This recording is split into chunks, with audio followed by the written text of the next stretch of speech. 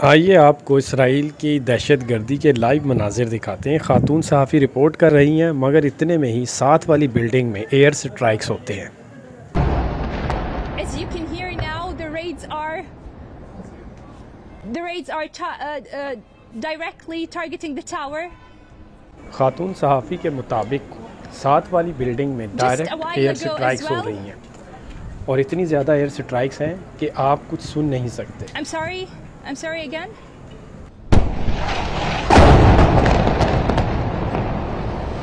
Oh my God! Yes. I need to go down.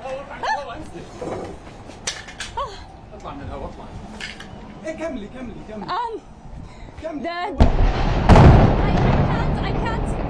If you can hear me, I can't. Oh my God.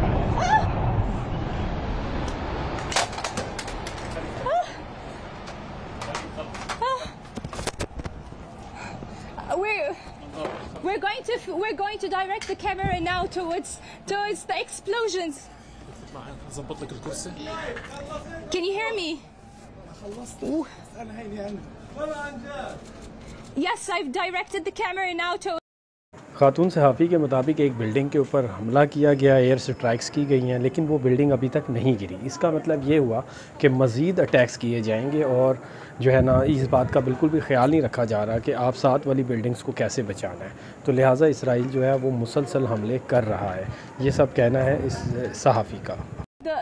The biggest buildings, the building has not fallen yet.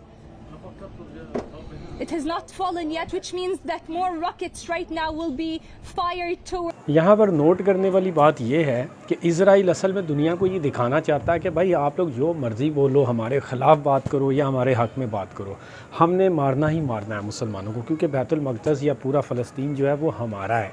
और उनको इस बात से कोई फ़र्क नहीं पड़ता कि उनको गालियाँ दी जाएँ, उनको कुछ भी कहा जाए।